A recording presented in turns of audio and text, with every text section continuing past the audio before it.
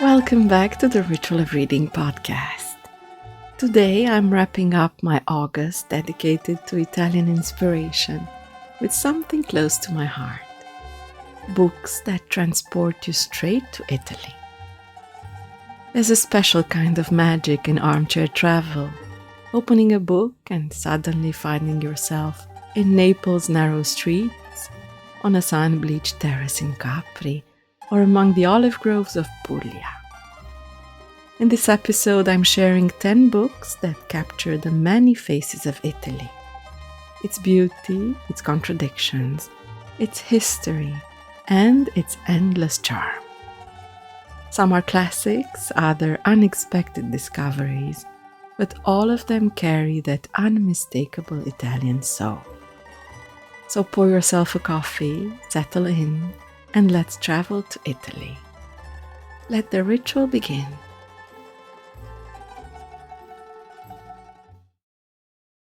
There's something magical about closing your eyes, opening a book, and finding yourself somewhere else entirely.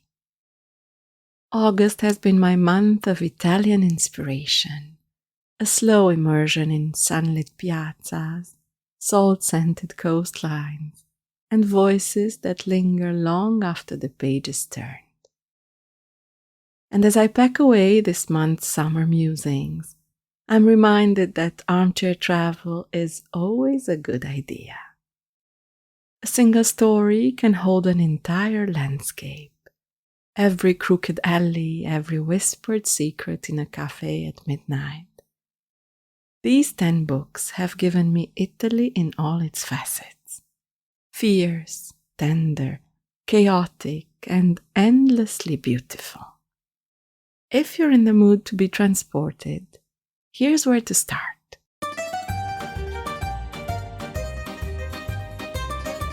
L'amica geniale, My Brilliant Friend Tetralogy by Elena Ferrante. Naples in Ferrante's hands is alive and relentless. A city that breathes through every page. These 4 novels follow Elena and Lila, 2 women whose friendship is as complicated as the city they inhabit. I resisted the hype around the novels for a few years, but when I finally gave in, I read them breathlessly, as though the prose itself had a pulse. If you've ever wanted to feel the raw electricity of Italy's post-war streets, this is it.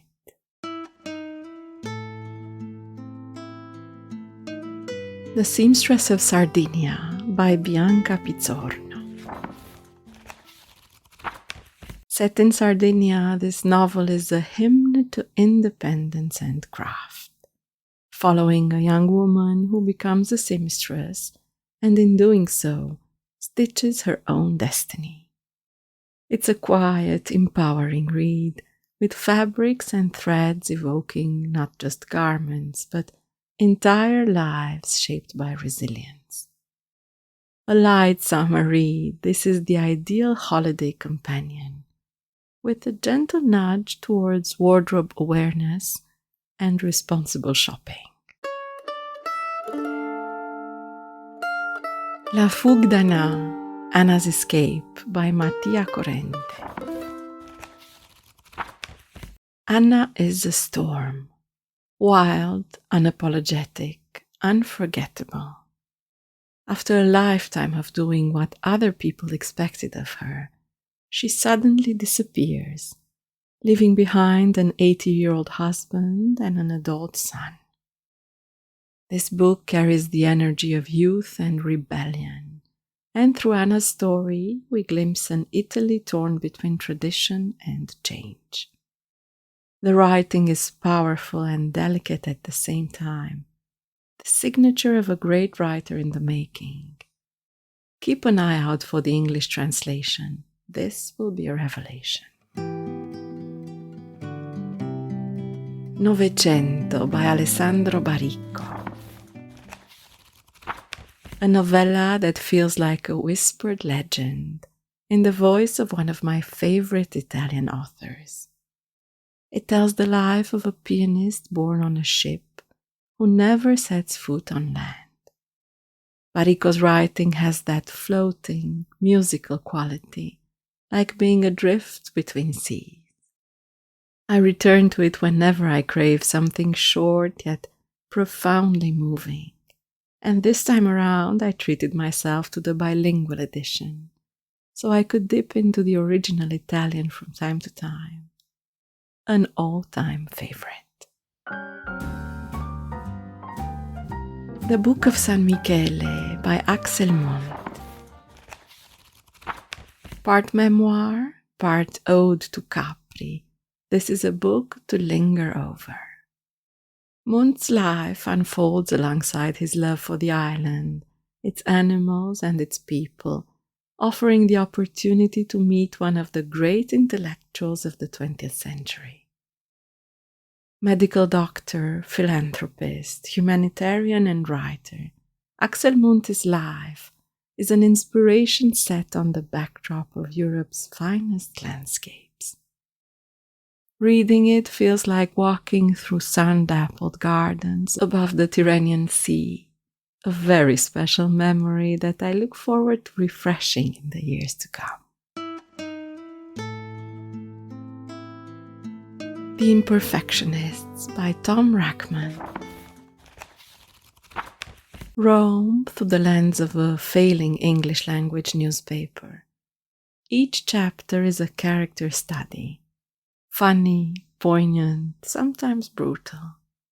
I loved how Rachman captured the city's contrasts, eternal yet ever-changing, just like the lives of those who drift through it. It's one of those books that reveals itself in fragments.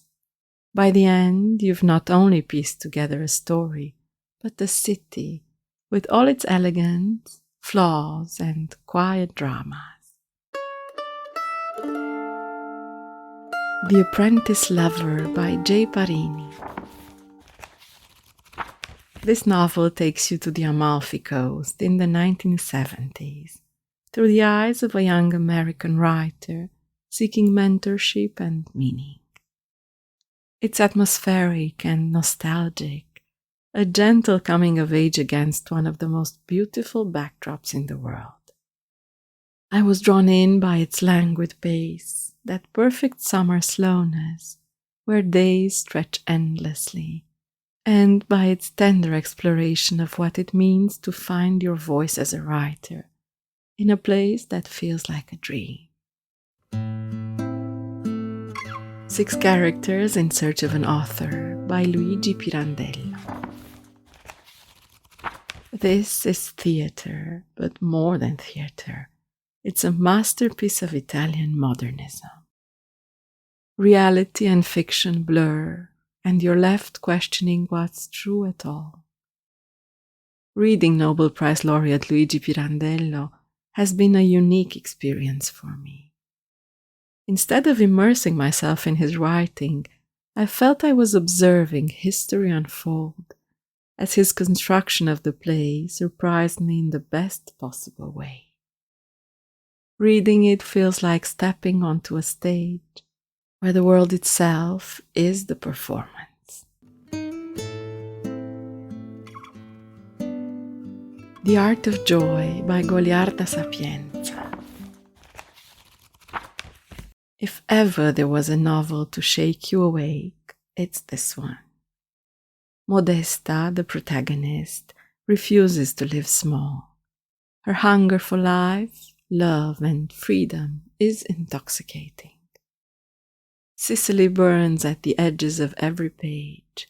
It's audacious, sprawling, unforgettable. Reading it feels like being swept into a life lived at full tilt, a radical act of defiance and self-creation.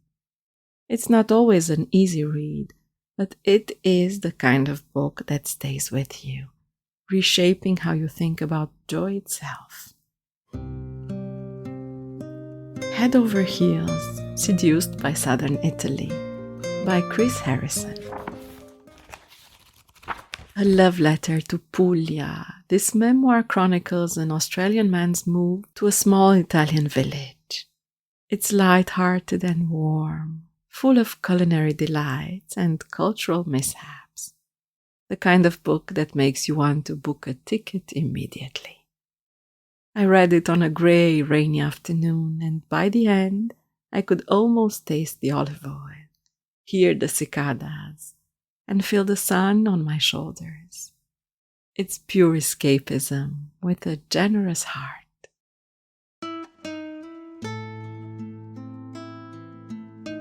Books can take us further than any plane ticket, and these then remind me why I'll always return to Italy in my reading.